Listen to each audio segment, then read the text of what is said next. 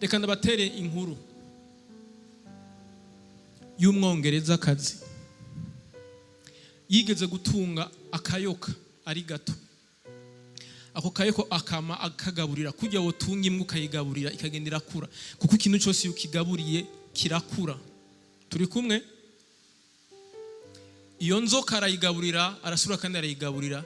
Ka kayoka yatunze ari gato haragera igihe karacika ikiyoka kinini. Hama misi yose ngo yaryamye iyo nzoka yama yietala ku mubiri wiwe, mugabo ntamenye igituma.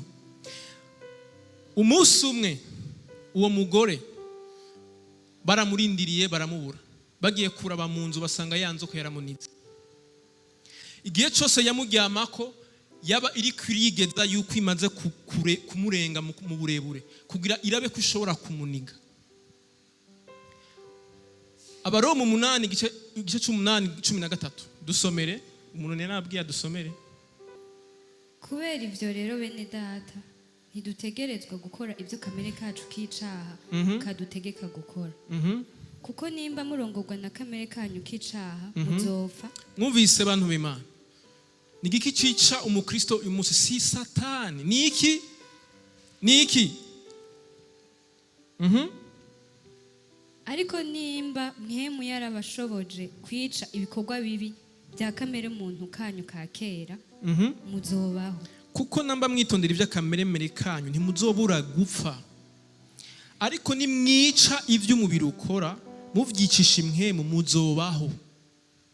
Igihe cyose tugaburira kameremere bihera kagize iki? Katwishe. Nkuko yanzoka vyaheze yishe uwayitunze akayigaburira.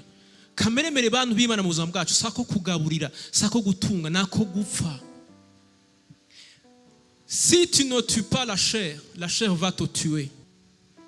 Niyo tutafata umwanya mu ijambo ry'Imana, ngo ijambo ry'Imana ariyo mpemu y'Imana, gica kameremere mu buzima bwacu bantu b'Imana, kameremere bizohera katwishe. Filme y'ubuzima bwawe izohera upfuye.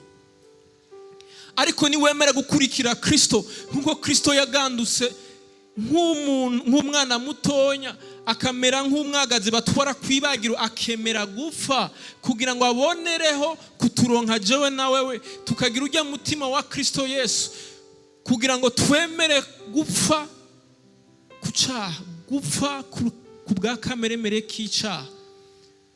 Filime izohera tubayeho kandi tukabaho ibihe byose na Kristo Yesu. Mwabyumvise abantu b'Imana?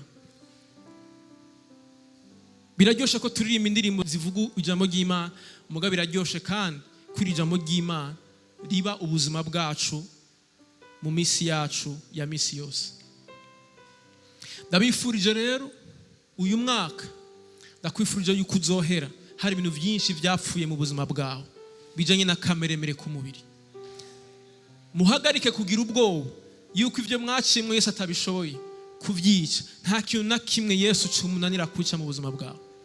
Ikintu kimugora Yesu gukora ni ikintu twebwe twahisemo kuryohera, ni ikintu twebwe twahisemo kugaburira. Ariko ikintu cyose uzozana imbere ya Kristo ukamubwira ati Kristo, iki kintu kirandambiye, kiranduhije, ndakeneye ucice mu buzima bwanjye, Kristo ntazoreka kucica mu buzima bwawe.